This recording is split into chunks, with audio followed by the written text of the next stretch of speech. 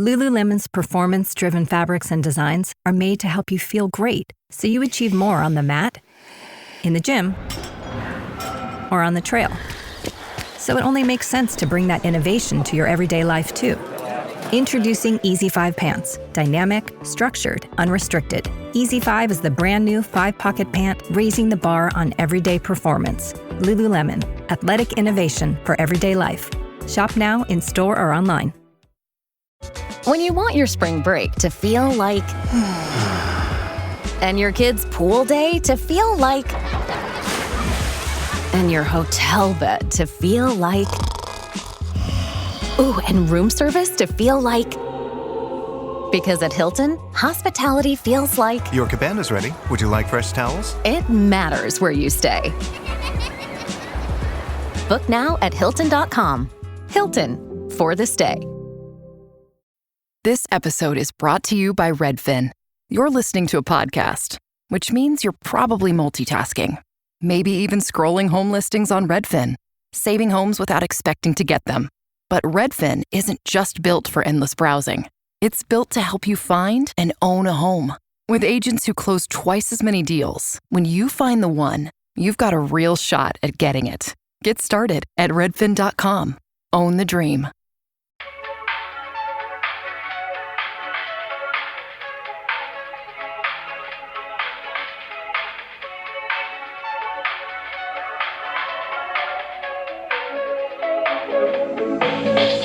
If you think that you need to watch a 3.5-hour long movie before this episode, or hell, even in general, you don't. No. Watch a compilation of the best bits on TikTok, and I promise you, it is better than this. Are you ready, Megan? No, I'm really fucking not. I Me regret either. this. I wasted so much of my life. You guys, I'm not okay. And just know that this movie is now why Melissa and I, we had a conversation before this, that if one of us starts the movie and we don't want to finish it, we need to tell the other person so we can change our minds. So normalize changing your minds, everyone. Maybe we'll announce that we're doing a movie the next time, and then the next episode you see is a completely different movie. Yeah. And I need you guys to be okay with that, because that was the only thing holding me back, was I was like, well, we announced what movie we're doing. And you forgot that there was another movie that we were going to do before. Yep. And we had announced it, but I cut the announcement out because I watched it early, or Yep. Megan did. I watched it over the weekend when we usually watch it like the day before, the day of. And I sent Megan a message and I said, absolutely not. We're not talking about this movie on this podcast. And we ended up doing Just Right, which was better. So fun. Yeah. And this movie in itself, I feel like is aptly named because every second of this movie was one battle after another. I feel like we are the two of the strongest soldiers for sitting through that fucking movie. I don't understand. This was going to go up on our YouTube, but I don't need unknowns actually afraid. discovering this. It's just staying on our own feet. No, you guys, this movie is awful. I don't understand how it has so much buzz around it. No, like, this feels like, you know what they're really leaning heavily on is satire. They're like, it's satire. It's satire. It's not satire, though. There's not enough of a plot for there to be satire, and there's not enough of a conclusion for it to be satire. And like, they what was also- our learning moment? They also say that it's a black comedy. One line I laughed at. I And left right it now, a couple. right now, I can't even remember what it was, but it was near the end when we're with the Christmas clan Oh, I can tell at you. the office. Was it the semen demon? That was it. I wrote down the only things that made me laugh, which were semen demon. And I mean laugh out loud. Like, Yes, I went, that huh. one was one that I actually laughed out loud. I didn't laugh any other part. No, of the I movie. laughed at semen demon. And then the only one I laughed at, other besides that, was when Leonardo DiCaprio's back on the phone with the guy who he hated. And he said, hi, prick. And I said, I laughed at that. Mhm. So I was like, we need to bring back using the word prick. Yeah. And that is it. The rest of the things that I could tell you what else was supposed to be funny, but I didn't find it funny, nor did I laugh. I No. just was like, I felt like I was looking around for like a studio audience to be like, who's pranking me? I don't get it, y'all. Like, I truly don't understand how this movie is in conversation with Sinners. I don't understand how this movie has won so many awards over Sinners. It makes zero sense to me. In a world of Sinners, where you think that one battle after another is better than Sinners, is absolutely batshit insane to me. When you think that this movie, the standouts are the directing and the editing and the script, I'm floored. Like, I am floored. One of the first things I wrote down was, this feels iPhone-y. Like, this cinematography-wise feels kind of iPhone-y. We moved on from that, and then it progressed, but the storytelling of this was, I think I would like to blame... Hold on, I have to see who made this movie. Paul Thomas Anderson. No, a different one. A reference. Oh. I would like to blame a man named Victor Fleming and James Cameron. Let me make sure James Cameron who did it. Yeah. Titanic? Yep. I would like Okay. to blame Victor Fleming, who made Gone with the Wind, and James Cameron, who made Titanic. Because now, if a white man has a vision and he asks for 3 hours, they will give it to him, no questions asked. And those movies are painfully long. Turns out this movie is exponentially longer. Like, this movie is so deeply self-indulgent that there are no guardrails. Like, whatever you want, go for it. That I'm like, this movie could have been an hour and a half shorter, and it would have felt tighter. I will say I would walk away with the same confusion. What was the point?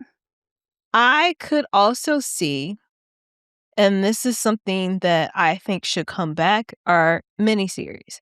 I could have seen this as a miniseries and they expanded upon different characters, like Tiana Taylor's story, which her life is very much brushed over. Oh, yeah.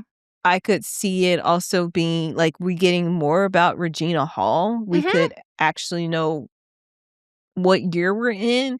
Like, I could see it being a mini series, like a tight 5 episodes. Yep. And it could have been a stronger story. Because it also would have been a story. Like, this to me, I feel like I am a peeping Tom into a window of something that has no audio. Like, I'm not learning anything. There's nothing driving the plot forward. I'm watching it and I'm hearing it, and there are visuals and there are sounds, but like there is no growth, there is no story of any of it. And the only part that had a real story to it was the beginning. And then we've pivoted to a completely different movie. You introduce us to these characters poorly, I might add. You introduce us to these characters, and then we abandon them, and then we just have the concept and the idea of them. They're dead. No, but that's the other part, that like she's not dead. Yeah, she's not dead. That's why I'm saying, like, if it was a mini series, we could have explored more of what happened. And like, you didn't show her dying. So therefore I'm waiting the whole movie, waiting for you to show me her again. Nope. It just ends like that. So, one battle after another. They're calling it a thriller and a black comedy about a washed-up former revolutionary named Bob, played by Leonardo DiCaprio. AKA, it's the guy from The Big Lebowski. He's walking around in a robe most of the movie. And glaucoma sunglasses. Living off-grid with his daughter in a divided America, which we are in a divided America right now, but I feel like we're very much divided America on this movie. Yeah. Is forced to re-enter the fray when his nemesis resurfaces and kidnaps her. And I think this log line, I just pulled this off the internet. I'm not sure if this is the actual log line for the film, but that's how I would also share it. And I think because of that, we lost a lot of purpose to what this film is about, because it's centering on Bob when it should have been centered on Tiana's character. Yes. I wholeheartedly agree. And like, I just find that like, It's supposed to be a movie about revolution specifically pertaining to the Black struggle and the immigrant struggle, and it's all about two white men. Yep. And, like, they're different sides of the quote-unquote reasoning of their fetishization of her. Black women. Like, and it's just, and even the names that everybody has, and specifically, like, how people talk about them, and, like, I am a big believer in, like, depiction is not condoning. Like, when you watch stories about people who make bad choices, all of those kinds of things. But I think when you show characters where you end you leave them off being flawed. So when you introduce Perfidia as this, like, icon of the revolution, you build her up and you have people view her through this lens of, like, the greatest of the greatest falling in love with her, and then you break her down to being like, oh, she's just she's sexualized being who gets off on the revolution and who desperately just wants, like, attention and notoriety and is deeply immature and all of these things. That is so, and then you end with that character that's being kind of where they are, is so different. And they're doing this with the Black characters. And then for the white characters, you meet them and they are inherently flawed from the beginning of it. But then they show their softness and their sweetness. And you end the movie with being like, oh, this person really loves and cares about this thing. It's like a complete different separation of, we're starting from the top to break you down, starting from the bottom to build you up. And I'm like, I'm just like, and you even introduce, like, Sean Penn's character, and then you're like, oh, you think he's bad? We have worse people here. So now it's like, are we supposed to feel bad for what? Even in our introduction of Sean Penn's character, where she's like, get up, but she's talking about his dick. Yeah. Why? What it adds is racism of the over-sexualization of Black women. And that's, like, everything. She's just, like, so horny after everything that's happening. Yep.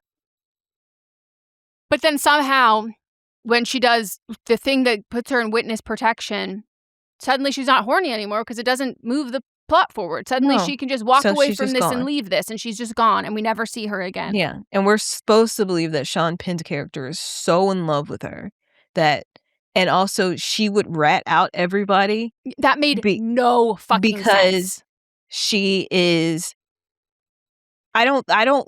there's nothing about her that gives me rat. No. I think that she would be someone that would sacrifice herself 30 years. But then she uses her sexuality so then she can get out of it. He's so in love with her, quote unquote, it's an obsession, that he's like puts her up in a beautiful home, brings her flowers, and she's gone. What?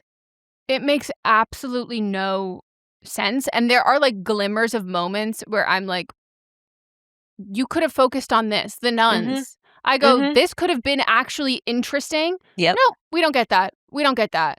We just have to watch Leonardo DiCaprio in a fucking car, just driving over and over and over again. Like, or even like Benicio del Toro. He's not even a hero in this story. No. He literally doesn't do anything. He doesn't learn anything. He doesn't grow. Like, there's absolutely no, like, we start the movie and end the movie exactly at the same place. The only difference is his daughter wants to participate in the revolution, which, by the way, it's not that she didn't want to participate in the beginning. There was none of that there before. This isn't like even a massive amount of growth for her at all. And it just feels like, I thought Chase Infinity's performance was like strong for what she was given, but I'm like, so give her more. Right. Like, give her more. I did like that she was the hero of her own story. Totally. Which was great. She didn't need her father for anything. He was just riding around in a car. But Perfidia is not a hero. But Chase's character, Willa, is led to believe that her mom died a hero. But we only know that because it's told to us by other characters. We don't even see, like, we have this whole introduction of her. Maybe let's have the introduction be how she idolizes her mother. We don't know that. We only know that because we're told by other characters. And then that would have been a stronger move for her to find out that her mom was a rat. Yeah. like having her idolize her or having her even ask her dad about her and like him just like not him shutting down about it. But it's like we skip 16 years, a time jump, which take in mind, we don't even know what year this is supposed to be set. They're dressed in the 70s because it's based on a book, but they do in fact have iPhones. And so we jump 16 years and he's just like a drunk high stoner, which by the way, it doesn't even feel like a huge deviation from who he was before because we didn't know anything about him before. No. Like all we knew from him before. We just know that he loves black women. Yep. Because that's what he yells after he kisses her. That scene was so stupid. I literally was just cringing the entire time. And like this whole thing, like it felt like when people are like, oh no, this is like satire, like, oh, all of the offensive or like really gross, demeaning things that they say, it's all satire. And I'm like, you could watch this movie with like a racist grandparent and they would like this movie too. And like, that's how you know that it was not, that could have been the intention. It was not executed well. No. This movie made me so like uncomfortable. I did not enjoy it. It felt like indulgent in a way that I'm like, if you're gonna make something about the revolution, I don't feel inspired. No. I truthfully don't feel anything other than like I need a shower. Like I feel like this was icky. It feels icky. And this isn't like people are like, oh, it's like a warning sign. I'm like, a warning of what? Like it's just like mush. It's just like words and all of that shit. And I'm just like so confused. I couldn't believe Fitzgerald Grant popped off. I had no idea he was in this. I didn't know either. And so the scene that he's in, do you want to talk through the movie? I don't know. I hated it. I mean, we'll just go fast through it. Yeah. So we're introduced to our main characters that we've already talked about who are not fleshed out, who just like they're members of a far left revolutionary group called the French 75. And they go on all these operation break-ins where they're just accomplishing nothing. You think that they're going to save the immigrants, but did they? I don't know. I don't think so. They scared the shit out of them with guns and yelling at them. Yeah. Like, you don't come in and say, hey, we're here to save you. No. They're just bombing places and breaking in. And I don't know if they're accomplishing anything like Meghan says. We also meet Lockjaw, which is Sean Penn's character. And he is obsessed with this woman, following her around everywhere she is, jacking off to watching her go and free people. He's part of some force. I couldn't even tell you what his goddamn job is. Yeah, something with the military, part of that, and commanding officer. And instead of like, arresting her, he just is all goo-goo-eyed for her. And then is pissed off when he sees Leonardo DiCaprio grabbing the inside of her ass. And when I saw this, all that I could think of was that video of Leo with one of his young girlfriends where she had her hand down his pants and was inside her butt. And I was like, this must be a thing for him. It's got to be. He also... Lockjaw catches her planting a bomb at one point and lets her go, but only because she agreed to have sex with him. And it happened at least twice because he was like, later he asked the girl if she was 16 or 17. So they get off by playing kinky games of her wearing the hat that she stole from him and using the gun as sex play. And I rolled my eyes so hard at this because it was just more of just exploiting her as a sexual being. No, and then people who will use the like, well, she was coerced. And I'm like, there's no conversation about this in the power. Like, this is without a doubt objectively a power dynamic. Like, this is not, she cannot consent in that way. But it feels like the story's doing a lot of heavy lifting to try and show us that this is who she is, that she wants this. And I think that was the whole point of the scene of when we first meet him, where she makes him get a boner because they're trying to show that she has the power in this, not him. It just makes me so annoyed because it feels like they're like writing just enough to make people have excuses like for it, but like in order to use that excuse, you have to ignore everything else that they're depicting. And it just makes me like, it made me like so annoyed. But I immediately was like, oh, that's going to be Chase Infinity's dad. That's going to be the father. So then she gets pregnant. We think it's Leonardo DiCaprio's daughter. Daughter, because he's the one that raises her. That is his child. They name her Charlene. And Bob tries to convince Perfidia that, we don't have to be out there in the streets anymore. We can settle down. And Perfidia can't bond with the child, which clearly is postpartum depression, but other people that have viewed this movie have tried to write it off as not. But she explicitly talks about not being able to bond with the baby. Why is it that I carried her for 9 months and I have no connection? Bring up the other stuff you brought up before. Yeah, that even some of the stuff that she's talking about having like a higher calling, that's to the level of like, that's like postpartum psychosis rhetoric. And like, as someone who her whole thing is like live, breathe, die revolution, like this is a complete pivot for her. This idea that she runs away. Where did we get that, by the way? Where did we get, everyone's like, oh no, but she's a runner. That's what she does. She's a runner. And I was like, she's been where? by Bob's side the whole movie. Show us where. So how do we know that she's a runner? What's her history of being a runner? Like, what is any of this and this concept of it? Close to her family. Like, they literally go and stay with her family. It's just, it feels like any excuse to be like, no, she's actually a villain. Like, she's actually a villain. And I'm like, you just can't convince me of that. You just can't convince me of that. And you can't convince me of the fact that, like, these people who they wanted to help her and wanted to do anything for her, but nobody thought, hey, let's bring her to the hospital. She might be dealing with some postpartum depression or postpartum psychosis. No, okay. And also, more than that, you're a revolutionist. You have weapons in your home. And you have a mother who's like very clearly not doing well. And your solution is just to tell her to do better, as opposed to, hey, we shouldn't have weapons in our home. We need to do these things to secure her safety. Then it doesn't feel like you care about her safety. It does feel like you only care about the baby's safety. So. Also, his name is Pat. Pat is his actual name. And then Bob is the name that he gets when they go undercover. Oh, okay.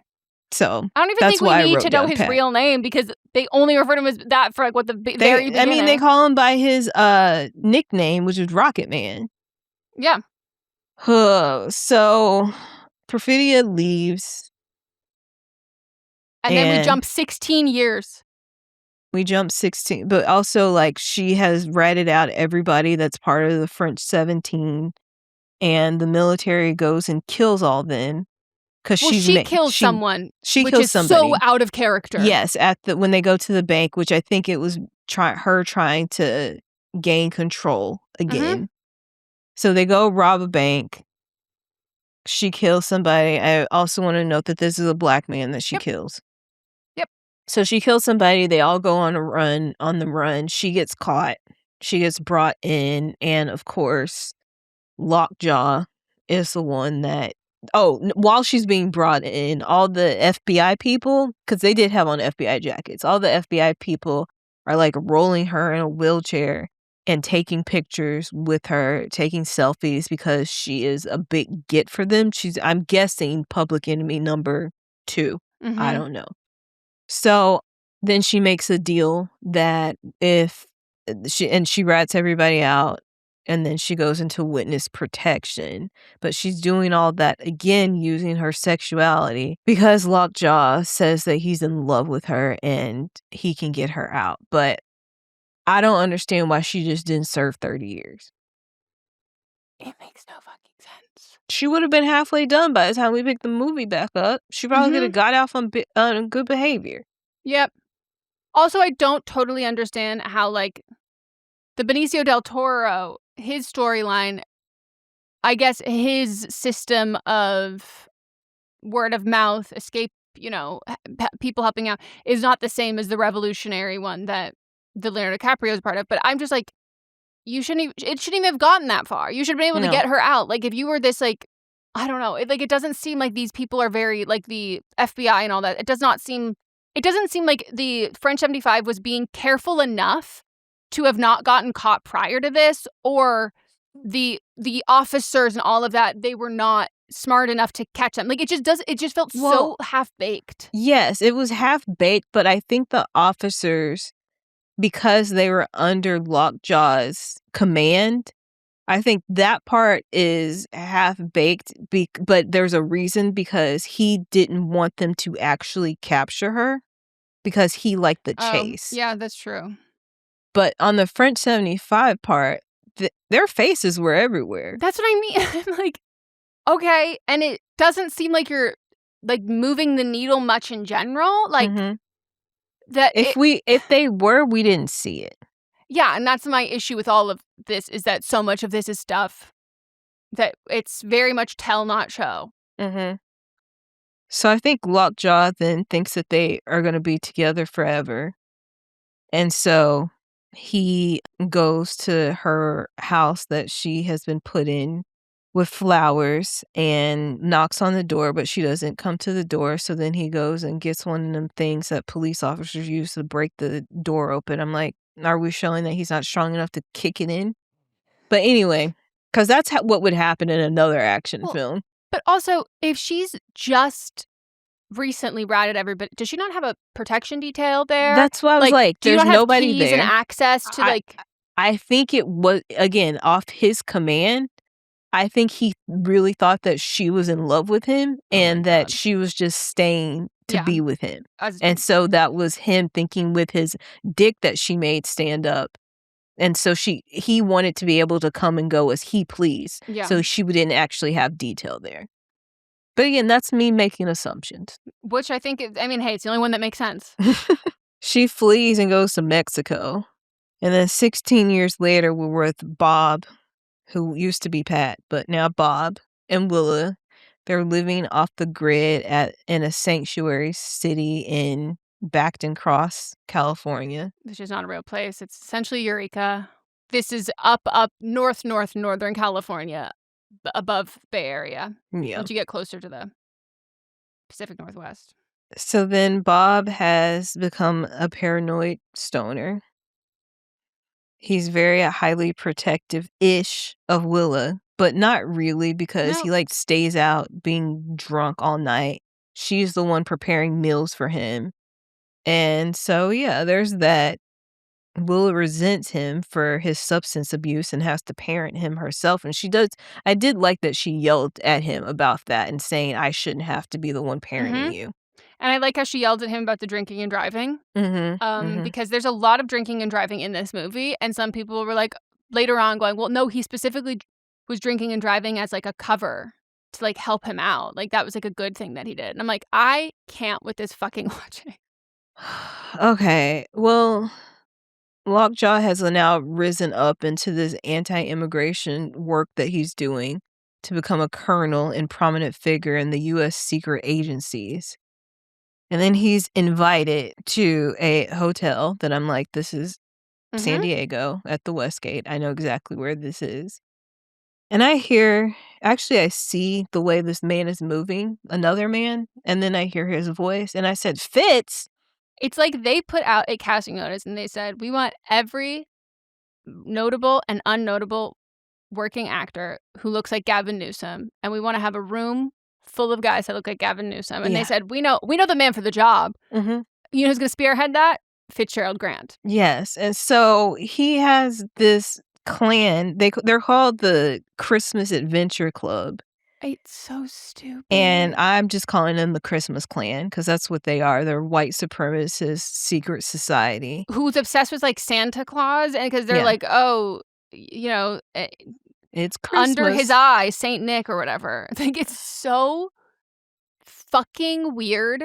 And also, we don't know what they do. We don't know the state of the world, where the state of the world is at, what the stakes are, what they have been doing, whether they have what power they are using in their everyday jobs for this. What is the status quo? What is any of this? What is the French 75 doing? What are they actively resisting? What are they doing to resist any of this? Where are we in the world?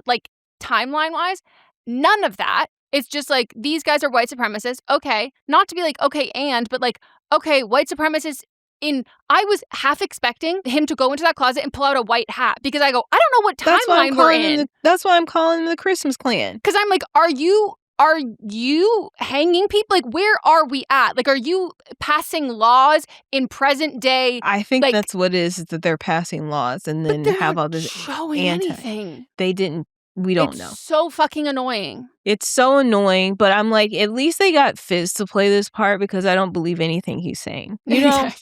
Because I'm like, okay, Mr. President. Yeah. I know you love black women. Yeah. Okay. One particular. You're in on this. Right. Also, I'm thinking about how both these people have gone to war over a black woman that they're obsessed with. Do you think that's why he cast? I think so. No, I'm not joking. I literally think that they cast him for this particular role so that we wouldn't actually hate the actor that played this role. It's just so weird. So they invite him to be part of the Christmas Clan. Which, again, why would someone want to join your club? You have not given me any indication of, like, any power or responsibility or, like, first of all, there's 4 of you. That's a really fucking stupid club. There was also a point where he was like, sorry, you had to come up from the service elevator because my daughter is having her wedding and you weren't dressed for it. But then when they leave, they walk through the wedding. What was the point of that? I'm sorry, the way that they had to take a secret elevator to go through what looks like a door that looks like it was painted by the same people who did the interiors of Olive Garden. And then they get there and then they go into the battle waiting arena area from Thor Ragnarok where they're just like going through these tunnels. And then they finally get to a conference room that looks like it's a this was the presidential suite. That was the presidential suite. Bass Pro Shop. Mm-hmm. And then they do all that and it's so secretive. And then at the end of the movie, you get a corner glass office, floor to ceiling windows. You have an office building? Why do you have an office building? What do you do in your office building? I thought this was a secret. Yeah. So, since these men think they're superior to everyone and you have to be of pure blood, white man, and also could have never had any interracial relations, Lockjaw then puts it in his head that, hey, I gotta go kill who I think might be my daughter. Mm-hmm. So then he hires a bounty hunter, I guess, to capture everybody. And so there's Howard, to capture Howard, the guy that is doing the radio show. Yeah. So then that person, the guy that is doing the radio show, is captured live while he's on air. So then that sends out a distress signal to the French 75. And then Lockjaw sends troops to the Bacton Cross under the cover of immigration and drug enforcement operation. Then the French 75 member, Deandra, who, again, we've just seen glimpses of her before, played by Regina Hall, finds Willa at the school dance that she went to and was like, you need to come with me. She gives her the code words to say and has the same receptor thing that doesn't even work, tracker thing that doesn't work. And it's like, you need to come with me. And she's like, and Willa's like, well, my dad said anybody with these, I'm supposed to trust with my life. So she just goes. And she lies to her and says that she doesn't have a cell phone. And for some reason, despite the fact that it's a armored vehicle that they get into, there are multiple people there, and you're dealing with a teenager, nobody thinks to pat her down to make sure she doesn't have a cell phone. Right. We're just trusting this girl. We're just then, by the way, her. You talk about later how upset you are because her mom's a rat. And so you just blindly trust a teenager who has never met you before or in her life that she remembers to be honest and truthful. This episode is brought to you by Peloton. Break through the busiest time of year with the brand new Peloton Cross Training Tread Plus. Powered by Peloton IQ. With real-time guidance and endless ways to move, you can personalize your workouts and train with confidence, helping you reach your goals in less time. Let yourself run, lift, sculpt, push, and go. Explore the new Peloton Cross Training Tread Plus at onepeloton.com. Introducing Shark Facial Pro Glow, a first-of-its-kind at-home facial. Pro-level extraction removes impurities, and dual-temperature technology boosts radiance and deep puffs with both Insta-Heat and Insta-Chill technology. Treat yourself to a hydro-fueled glow in minutes. And because Shark Facial Pro Glow fits in the palm of your hand, you can get that luminous post-spa glow anywhere. Visit sharkbeauty.com to learn more. We all have that dream trip we've been wishing we could go on, but too often life, or usually price, gets in the way. That's why Priceline is here to help you turn your dream trip into reality. With up to 60% off hotels and up to 50% off flights, you can book everything you need for your next adventure. Don't just dream about that next trip. Book it with Priceline. Download the Priceline app or visit Priceline.com and book your next trip today. Go to your happy price, Priceline. So then they go on the run to a covenant of revolutionary nuns who are growing weed. Which I would like that movie. I want that. Give me more information about that. That's what I'm saying. I think a miniseries would have fit this story better. Well, like the imagery of nuns in combat boots and guns shooting and kickboxing and doing all of this stuff. And then you have Chase Infinity's character, Willa, there in like her skirt and a t-shirt, like with hair pulled back and like these big thick boots on, just like absolutely AK-47 shooting everything up. Like that imagery wise, I'm like, I would like to know more about this story. Right. I would like to know more about this. And also like this idea that they're like, we brought you here, but like, yeah, you're going to have to clean up after yourself and cook your own stuff. And like, you know, your mom was a rat. And I'm like, how do you know her mom? Right. Where's the story there? Like, Right. And there's also just no way if the French 75 was this, like, massive, like, #1 most wanted list and it had, like, a cross-country participation and all of these things and all of these people, that's an entire network of that. There is no way it is toppled by one person being shot and killed. That, do you mean to tell me that nobody else had ever been shot and killed before? Like, it just doesn't make fucking sense. All at the same time, her friends, Willa's friends, are being questioned about where, like, does she have a cell phone? And all of them are like, no.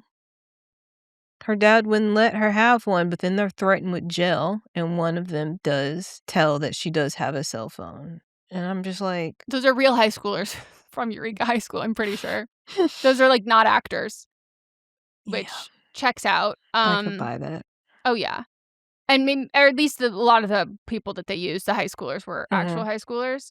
I will say that really did teach me the importance of, like, I'm not going to say there are parts of the movie that I relate to, but, like, the washed up hippie revolutionary, like, not even necessarily, like, paranoid, but, like, I don't know, just the whole aspect of save the world kind of dad or whatever. I deeply relate to that. I very much understand that aspect of it.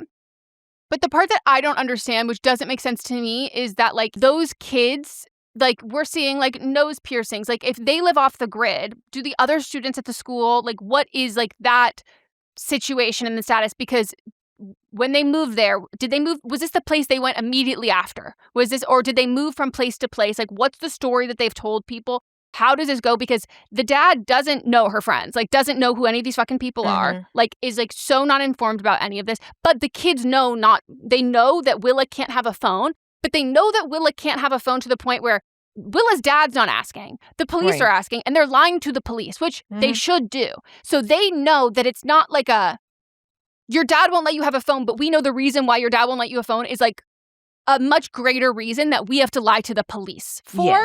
Yes. And that part made no fucking sense to me, to then have them be like, okay, well, I'm threatening you with jail time. If you know that you have to lie to the police about her having a phone, you know they're not giving you jail time. Like, you know that you're not like... I think there was a reason, though, why they had the non-binary person.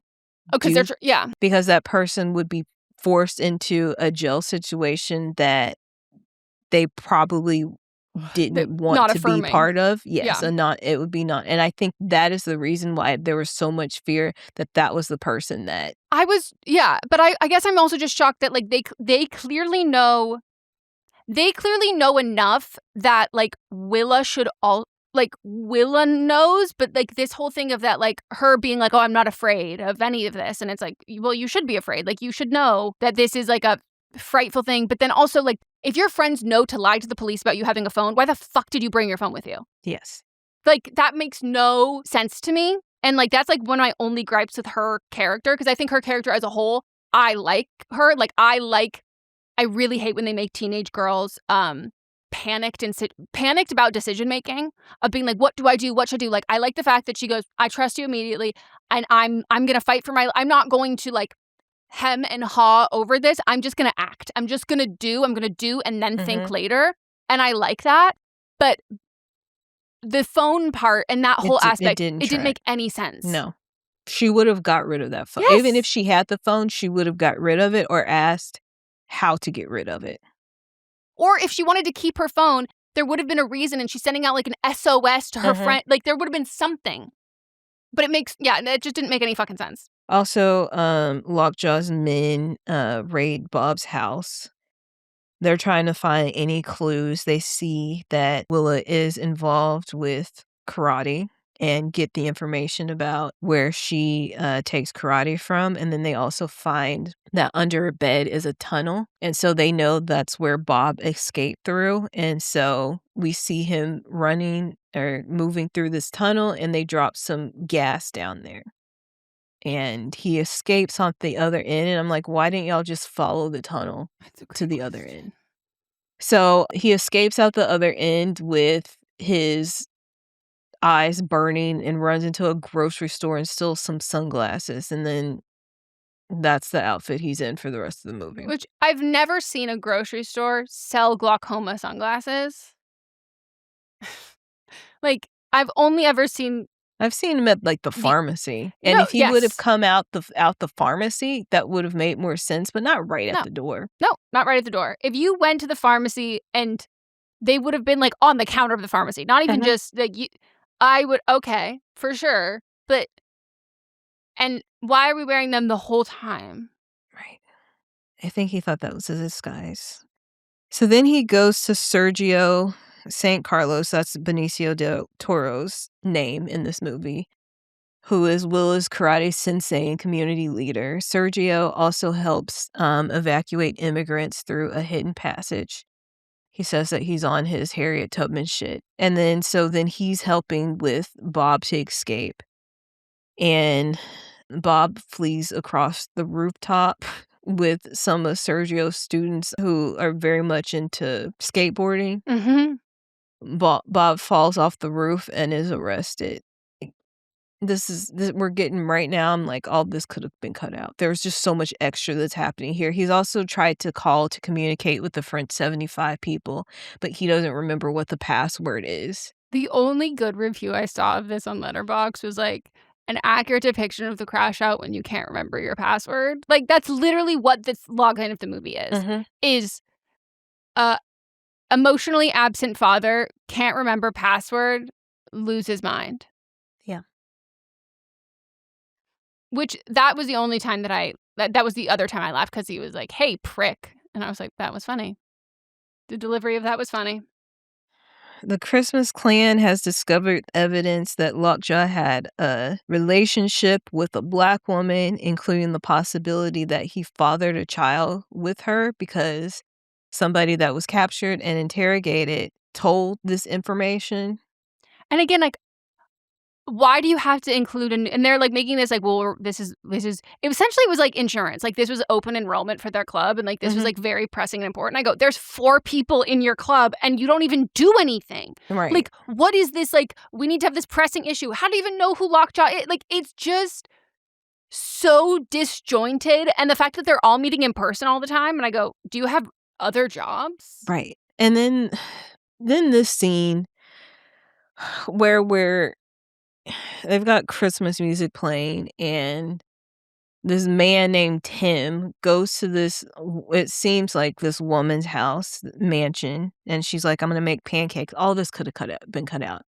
She's like, I'm going to make you some pancakes for when you leave. He's like, I have no time.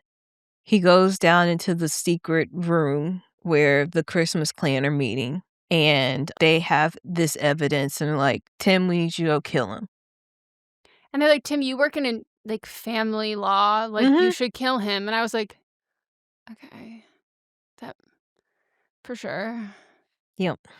It low-key feels like a bit of brain rot humor where it's like there is no, it's absurdist in the sense that like that doesn't mean anything. Like that doesn't make any sort of sense. And that's why we're supposed to find it funny. Yes. But into a movie where someone's talking about like, no, you have to look into the satire of all of this. I'm like, then you can't have meaningless statements that make no fucking sense. And we don't find out if he gets the pancakes or not. Nope. But by tracing Willa's phone, Stephen Lockjaw finds her at the Covenant.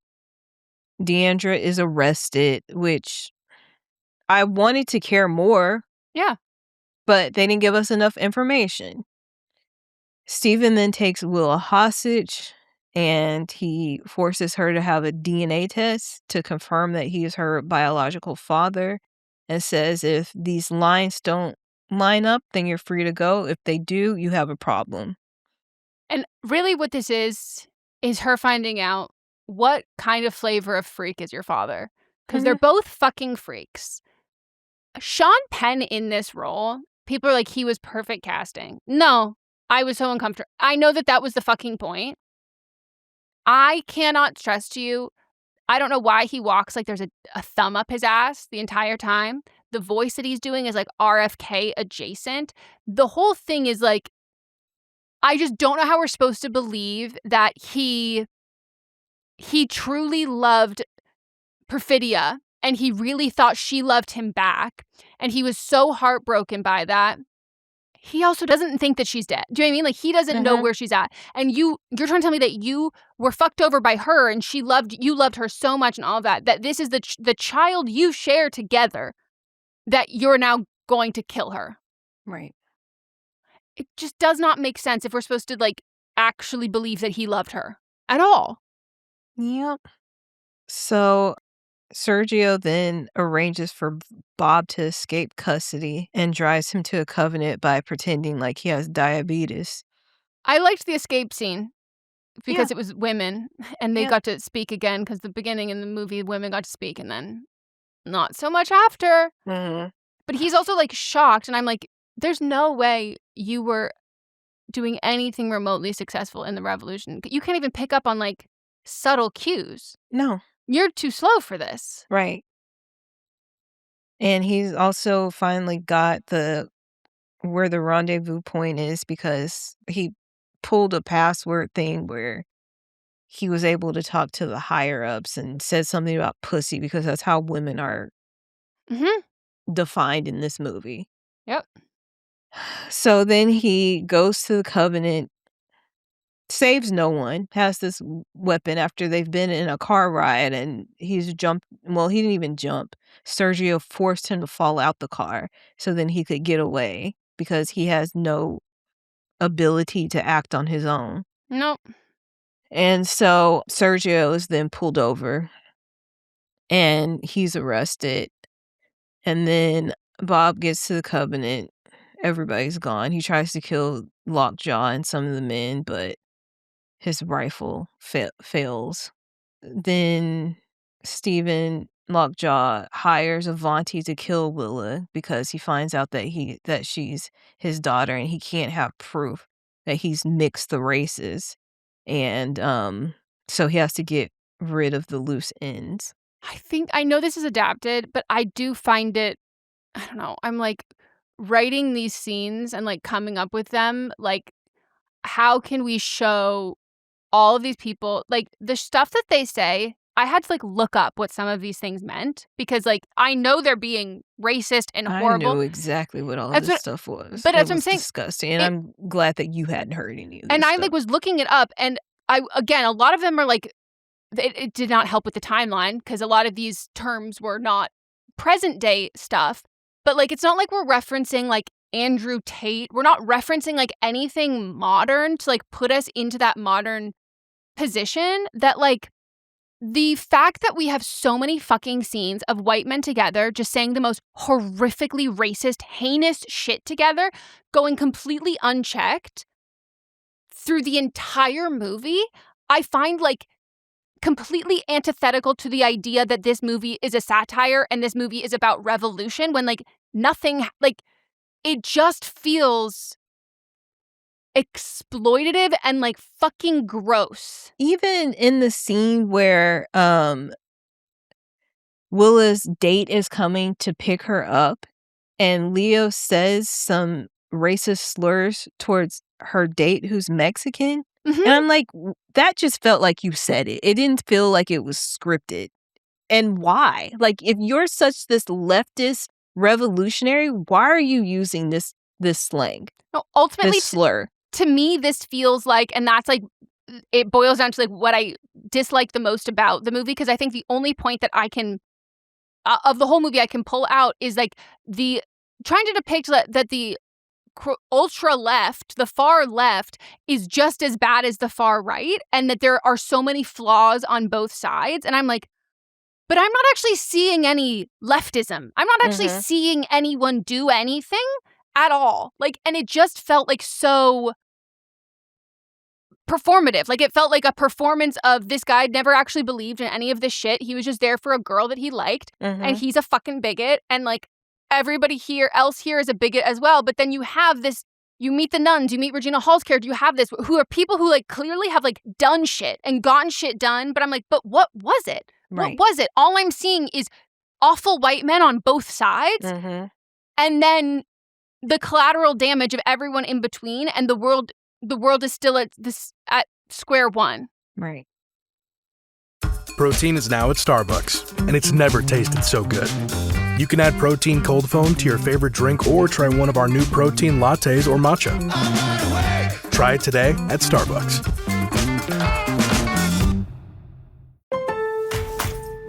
Spring is here, and the shopping list is long. Time to make a Lowe's run.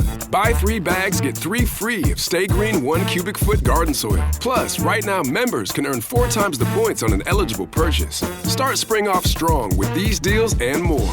Our best lineup is here at Lowe's. Valid through 3/25 while supplies last. Soil offer excludes Alaska and Hawaii. Loyalty program subject to terms and conditions. See Lowe's.com/terms for details. Subject to change. Point boosters subject to exclusions and more terms apply. One time only offer. ABC Sunday. Taylor Frankie Paul is the new Bachelorette. Let's do it. Wish me luck, guys. And she's breaking the mold. I'm the first Bachelorette, not from the franchise. Dating as a mom of 3 isn't easy because he's not just dating me, he's stepping into my world. Can't wait to be a father, a fiance, a husband. The Bachelorette. Do you think your husband's here? Yes.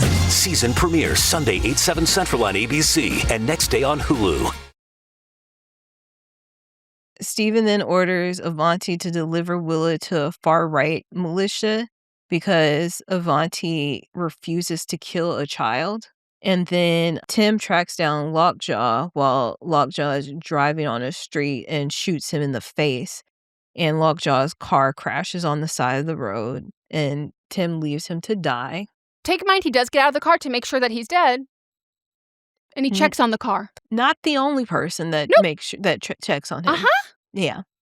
So then Bob later finds the crash site while he's searching for Willa, and he also gets out because he thinks that Willa might be in the car. He starts doing the calls, like he checks the car, pokes Lockjaw with the butt of his rifle. This man was shot in the head, and then the car crashed and flipped. Yep. 2 people checked to make sure he was still dead.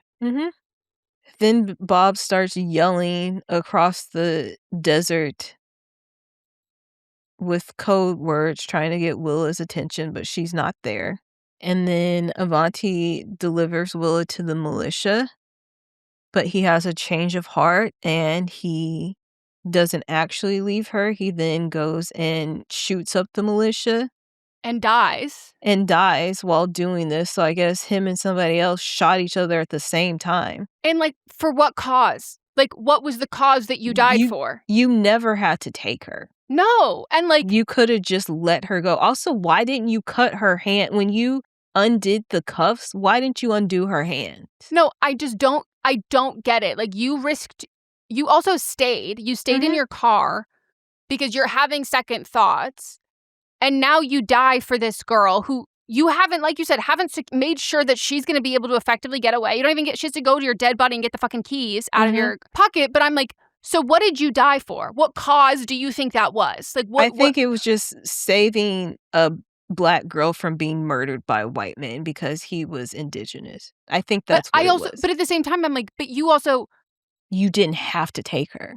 And you don't know that you saved her. Like, you don't know that you actually did anything for like, that. Why didn't you leave the car? Also, why did we get a shot of the boat? And we have to talk There about... was no follow-through. The far-right militia, the one with the ponytail, tell me that is not alt-right Ricky Dillon. That would make me have to remember what Ricky Dillon looks like off the top of my head. Let me show you. I can see that. Spitting image. I literally paused and I said, is that alt-right Ricky Dillon? And Moz goes, no. And I was like, that was a joke. I don't think Ricky Dillon is in this movie.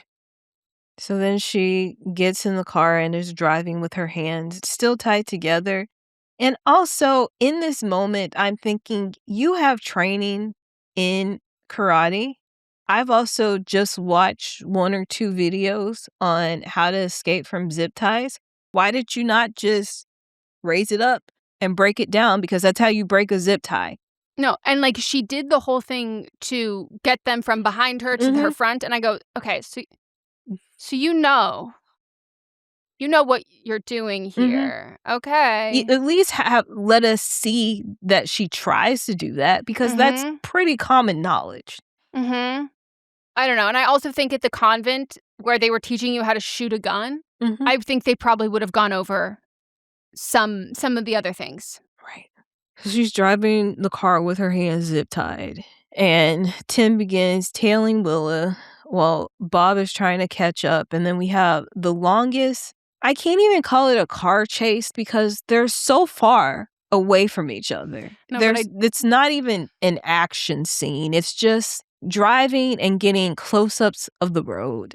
Part of me wonders if the film bros are now going to clog that section of the road to come do that, because it is that. It is very accurate like that. That is what it's shot on location, know exactly where that is. But this, to me, I thought that Dunkirk, the scene in the fucking plane, was the longest action scene, the longest, most boring action, high-stakes scene I've ever seen. This is a close second, if not number 1. Yeah. So then, because it's very hilly, she sets up... Also, how did she know that this man was chasing her? He could have just been driving on the road, because it wasn't close enough for her to actually know that he was following her. It's the only... Because I thought about that at first. It's empty. There's nobody else there. But also, he got exponentially closer to her quickly. So, like, she kept checking to see how far he was and if he maintained that distance.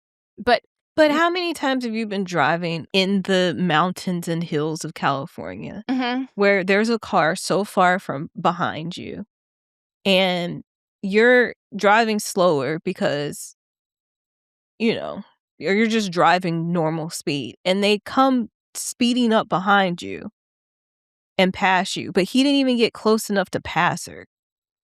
So how does she know? I don't know. I've never experienced that because I do drive, in fact, pretty fast on those roads.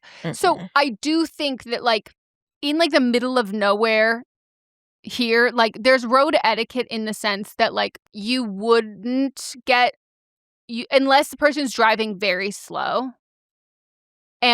But specifically because it's one way. Have you ever driven on that road? So, like, the one-way aspect of it to me, and, like, she's already on high alert, that it feels like a threat, that she's not going to, like, run the risk of it. But I'm also confused where he's going and how he knows how to get there and how he knows how to find her, because they all think that Sean Penn, they all think Lockjaw has already killed her. Yes, like, that's the end-all be-all. How does she know? I think it was more of just a coincidence thing. I don't think he was actually chasing her.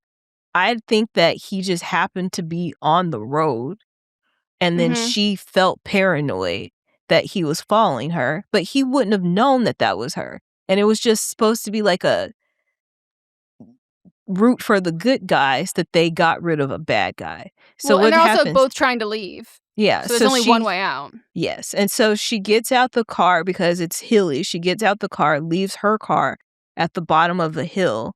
And then he runs into her car and gets out. And this is how I also think that he wasn't actually chasing her, is that when he gets out the car, he doesn't have his weapon drawn. I did think about that. Yeah, I just think that it was just pure coincidence that they were doing this, and she was just on high alert. So he gets out, she shoots him because he's not answering any of the testing questions that she has because he doesn't know the answers. But he also was not chasing her. So she shoots him, and then shortly after, Leo shows up, and he is looking for her still and comes to the wreck site, gets out. She's yelling the code words. He doesn't remember them. It's just like, I'm your dad. Just look at me. I'm your dad. So there he is. Technically, you're not my guy. She said he was, though. She said, I don't care if you are. I have a father. So No, but like we're seeing it in her eyes when he's saying, I'm your dad. She's like, I know something you don't know. And I was like, now would be a really good teen angst time to be like, actually just had a DNA test, bitch. You're not my father. I don't even think that she even told him by the end of the movie. No, I don't think so either. So he still isn't saying the words, even though we know he knows them because he was just saying them when he was trying to get her attention. But anyway, they reunite. Again, he's not really saving her, except for now she's not stranded in the desert because they're in his car. But she had options for other cars. So we think this would have been a fine time just to end the movie. But no. I almost turned it off to be like, you know what? This is how I will hate the movie less if it just ends right here. Because chasing her whole escape scene, like she did a very good job. And I love actors who are, and I'm pretty sure she's trained in kickboxing or like something. Yes, they said that she grew up taking kickboxing classes, and then for this film, she trained in karate. Yeah, and I think she grew up dancing too. Like, I love actors who are very physical and like are very good at that. So she was phenomenal with that. That was great. I was like, I almost turned it off right there because I was like, you know what?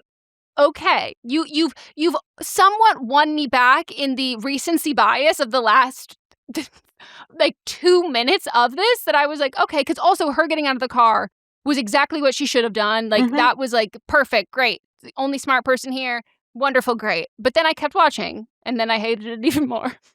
So then we're at the Christmas Clan's high-rise glass offices. For what? At what? Avenue of the Stars. Next door is Mattel Barbie, where Margot Robbie breaks into the space-time continuum of the dolls land. And where Ken learned that men have power here. So then they're at this office. Wait, Melissa, Ken would love the Christmas Clan. That he would think it's about Christmas. Yeah, he would. He would. The Christmas Clan have invited him back. And half his face is like deformed now from being shot in the face. Because guess what? He's alive. Oh, shocker. Shocker. The man who got shot in the face and then car flipped over. We see the shot of him walking away from the wreckage. I can't. After 2 seemingly trained people have checked with that weapons. He's dead. Who, like, by the way, there's nothing that pisses me off more. Like, I have never been in one of these situations, but something that I always yell at the TV movie Check screen. the pulse. Or shoot them again, make sure they're really fucking dead. And when your car's driving away and they're like, oh no, I can't chase after it, shoot the fucking tire. Like, I just want to scream at the top of my lungs that I'm like, if I'm ever in these situations, I know the 2 first things I'm fucking doing. Yep. I'm shooting the tire and I'm doing a double bam bam to make sure, not just like one time and then it's like, oh no, my guard's down, let me relax. And don't worry, the gun is like just out of reach of that person's hand. Yeah, I'm sure they're actually dead. Yeah. So then the Christmas Clan are questioning him about fathering a child, and he is telling them that he was assaulted, and they're like, how do you know you were assaulted? And he said, because I was knocked out, and then when I came to, there was residue on my member, and it was tender. Reverse reverse raped. Which doesn't have any sort of meaning. No, like, rape is rape. Rape is okay. But then he does say the line, which is the only line you laughed at as well. They because they categorized asked her. why would he want to do all this? Why would she want to do all this? And he was like, because I'm a superior being and she wanted my seed. Mhm. And then they said the line. They said, a semen demon. Mm-hmm. As if we're supposed to know what the fuck that is. I will say that the dialogue in which these men talk to each other, those lines were funny in my, like, not hee hee ha ha. I did like the voice that they were written in, though. The delivery of them as well, like the cadence and how they were speaking and like how they were formulated in a way that like you are going like, wait, what are you saying? Oh, okay. Like, and the way that they all speak like that, I was like, golly.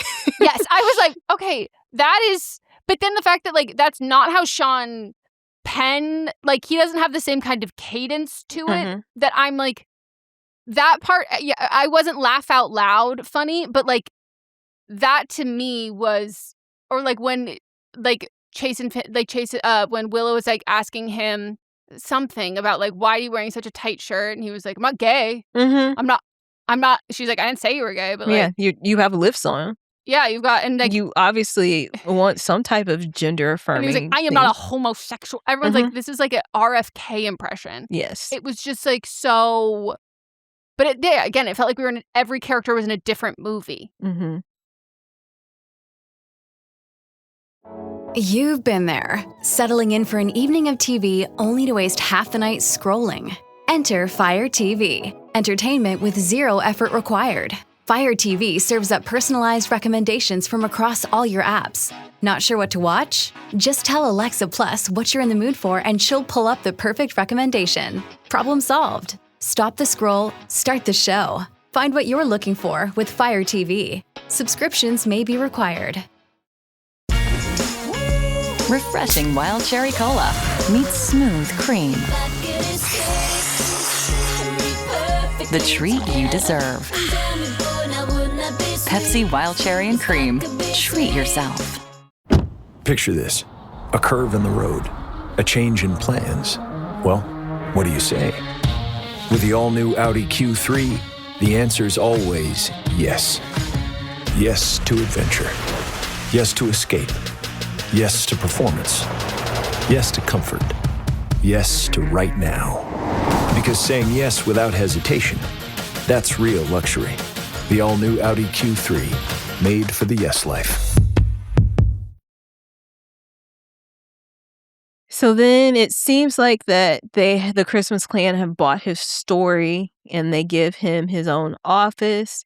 But the fellow's like, gee, look, I forgot the keys for your office. So then the man closes the glass door, mind you, glass door. Glass door, not sealed. There's no lock. We don't hear a whoosh of air to imply that it is completely contained. Mm-hmm. And then gas comes from the ceiling vent and they gas him just like, Nazis do. Mm-hmm. Because he touched a black woman because they didn't buy his story. And then he dies. Well, they do a double to make sure he's dead. They gas him and then go put him in a furnace and put him on fire to make sure he's dead because Christmas Clan, also Nazis. Yep. Yeah. The timing, they didn't give enough time for him to even have gotten reconstructive surgery. To the bottom of the elevator to get out of the building. Oh, yeah. That I'm just like, and also like, this is clearly a very new building. There's other gases and fumes in here. Mm-hmm. You would have made like mustard gas to the point where it's seeping out of the fucking bit. Like people would say, like, whatever happened to like arsenic? Whatever happened to poison? Well, I think they were doing it because they wanted to make parallels for Nazis. Totally. But also, then, like, why are you in this building then? Why do you have an office? That has no one else there, which also that should have been a red flag for this man that he's only seen now 3 people because Tim's dead. You're not asking questions about where everybody else is. Who's paying the rent in this building? Right. Like, why are there plants in this building when there's nobody here? Why is there an office? Why do I have 2 computer screens? Am I getting a salary from here? Do I have to pay like a fee to be using this? Is this a WeWork? Who's on the bottom floors? Like, you have no questions? No questions. Because he thinks he's been chosen to be part of the superior race of kings that lord over the other people. So after he's cremated, we're back with Willa and Bob, and she's teaching him how to use a cell phone. I should say it's an iPhone to be exact. And because he's never had one because they were on the run, but she did have one. And then he asks her if she wants something, and then she can say no. And she is like, I don't even know what you're asking me. So he has a letter from her mother, and she goes and reads it. And honestly, that letter made me feel nothing. It was a whole bunch of nothing in that letter. Literally, the letter was like ended essentially with like, hey, like, is it like too late for us to have a relationship? Mhm. I don't know, girl. You fled the witness protection program. That's on you. Right. Like, she's like, Willa can't even write you back. I hope that one day you'll find me. How is she going to find you? Does she even know what you look like? There are no pictures of you in the home. And she asked the nun, do I look like my mom? And thank God the nun was honest and said, no, not at all. And I said, well, I'm glad someone said it because I was a little bit confused about the casting choice. They look nothing alike. I mean, but Deanna has such a distinct look. How are you going to find somebody that looks like her? The only people that have looked like her that I've ever seen are her children. Yes. But I'm glad they included that line. Yeah, me too. Like, the way that they put the ball in, like, her court to being like, you know, whenever you're ready. And I go, truly? She can't do anything. Like, it feels like such an empty fucking gesture, too, that it's like, and also, like, how did she send the letter? When did she give the letter? How does he have the letter? Why did he read the letter? Like, it's just such a weird, it's all of it is, like, so weird. And the fact that, like, after she read it, she was, like, happy about it. Yes. And I'm like, I would have liked this. This scene would have gave me more emotions if they would have gone to her grandmother's house and like were there, because now they're seemingly free. I don't see how they still wouldn't have people after them, but whatever. They're seemingly free. So why couldn't we, maybe she left the letter, if she would have left the letter with the grandmother, then that could have hit more and made more sense. Like, well, and also, like, I'm sorry, if this is like a government organization who like had a alt-right faction of the worst, why the fuck are you back in your same goddamn like life? Why are you still Bob and Willa? Why are we still back in the same routine that you were essentially discovered? You had been like 16 years on the huh? The world is just fine now? No, it's not, because then we hear Willa now has one of the radio stations to listen and says, let me grab my raincoat. Sorry, Daddy, got to go participate in the revolution. In Oakland, 3 hours away. By the time you get there, it's over. Maybe she's hoping she'll see her mom there. I'm like, this is the end of this movie. Oh my God, it was so... Is it like I could also understand if it would have been set up as like, you know, I don't want to have anything to do with mom because she was a rat. I'm going to be the one that rights her wrongs. Like, that would have been a great setup. But no. Or like, mom was a runner, but dad, you're also...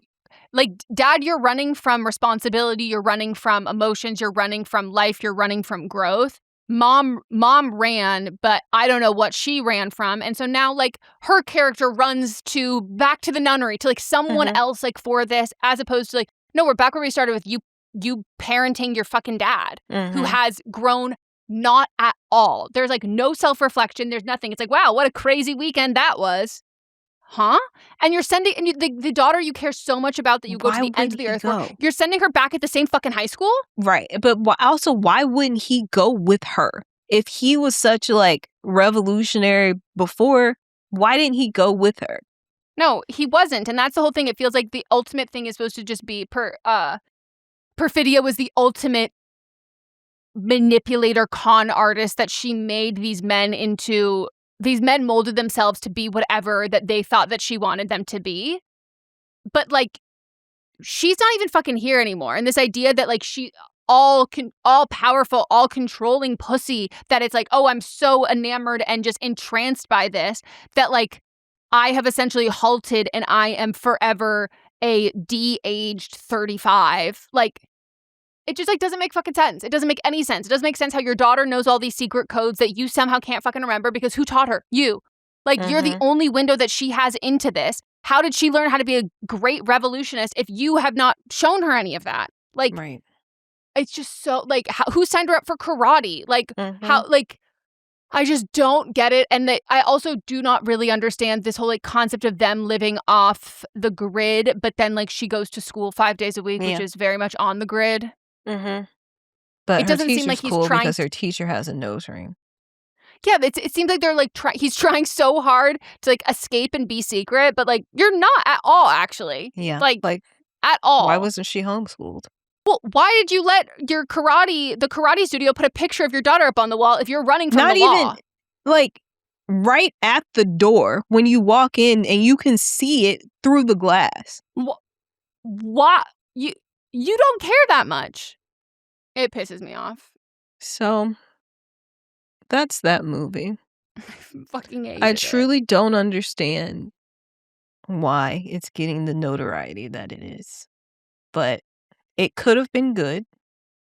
I think if you would have centered it around the black, because his original thoughts for this. So it's based on a book called Vineland, which is a postmodern novel set in California in 1984.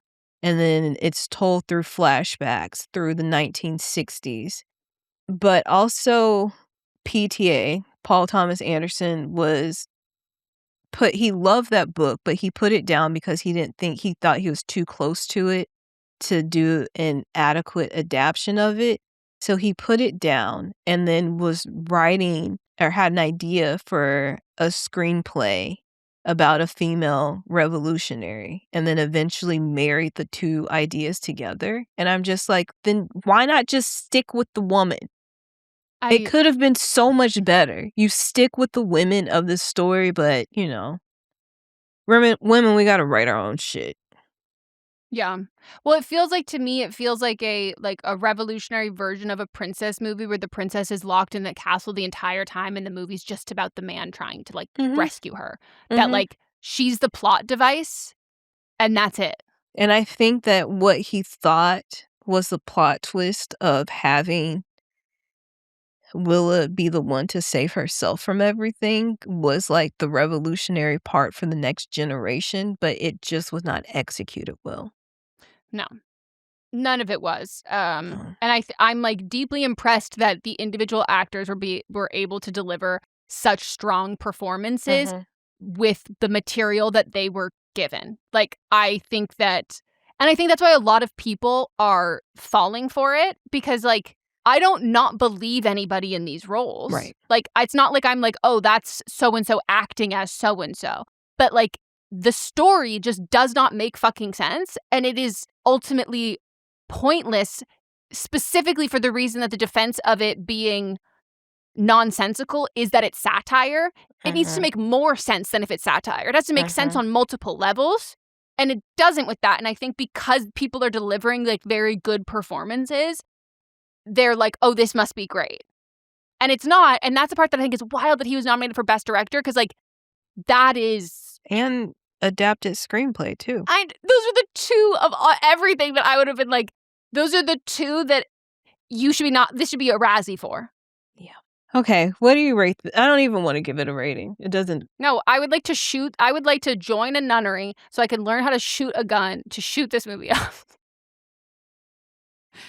That's what I rate it. Okay. Well, I won't even give it a rating. What are we watching next week, Megan? I don't know. I need fucking good one. I need to decompress from this. Like, Mott's literally said, he goes, "Woo, this is gonna be a tough episode for you guys." I was like, it was insane. And now, like, if it wins anything at the Oscars, It's like, going to, and I hate that. that's what Mont said. Mont was like, I really need you to prepare for the fact that I think this is going to win Best Picture. And I was like, that is fucking insane. I'm gonna watch Sinners again tonight just to, like, cleanse. Nice palate cleanser. Yep. So, you know, do you think Sean Penn's gonna win? I could see that. I could see it, but because of the stuff that happened at the BAFTA, I think that Delroy will win? Mm-hmm. That would be lovely. Yeah. He deserves to win. Totally. Even not without the BAFTA stuff. Like, he just deserves to win. That whole movie deserves to win in every single category. Yeah. I do Like, fear what Sean Penn's speech would be.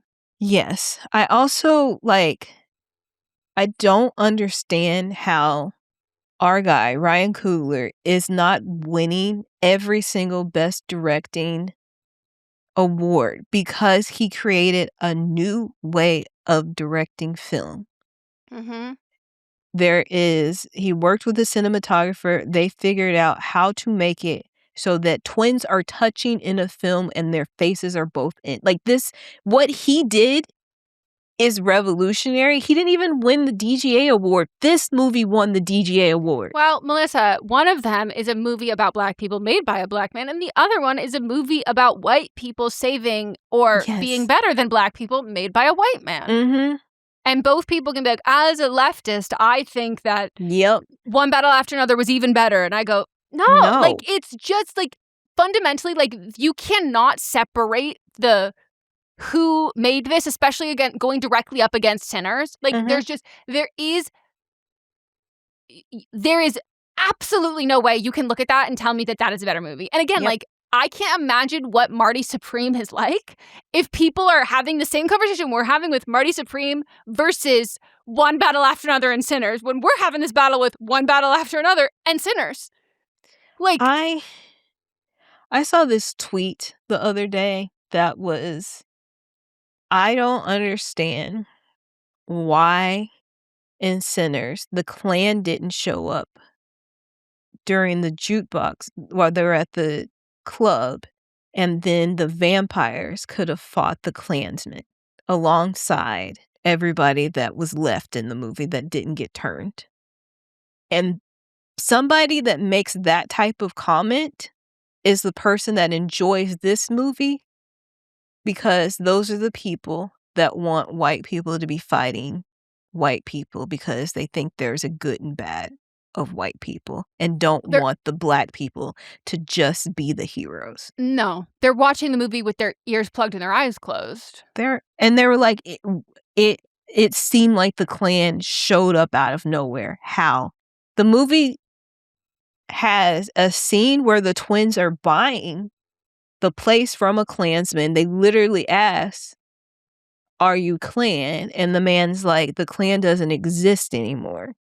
Then we later do have Remick going to the people that the white people he eventually turns, and there is a Klan hood on the bed. How did this come from nowhere?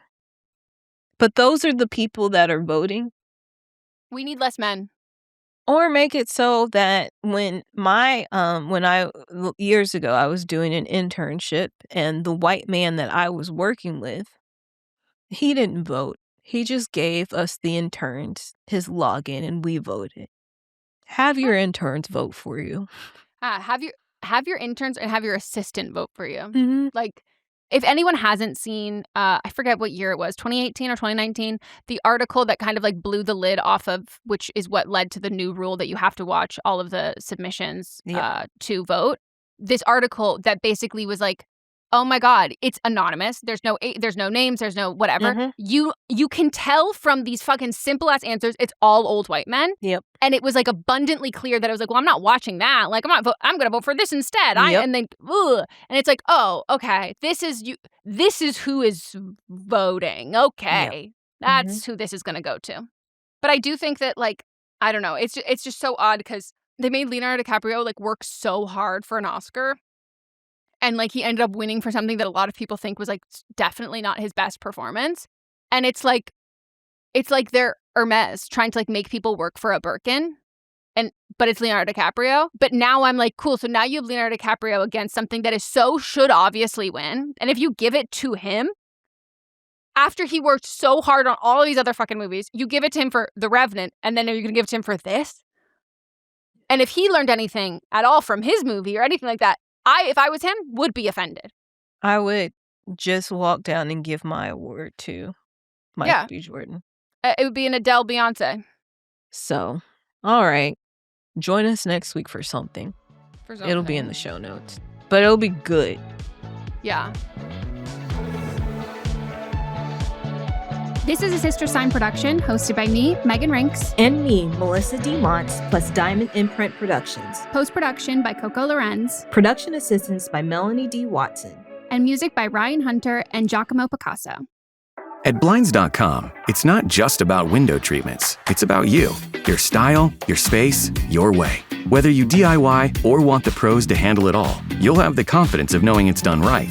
From free expert design help to our 100% satisfaction guarantee, everything we do is made to fit your life and your windows. Because at Blinds.com, the only thing we treat better than windows is you. Visit Blinds.com now for up to 45% off site-wide, plus a professional measure at no cost. Rules and restrictions apply.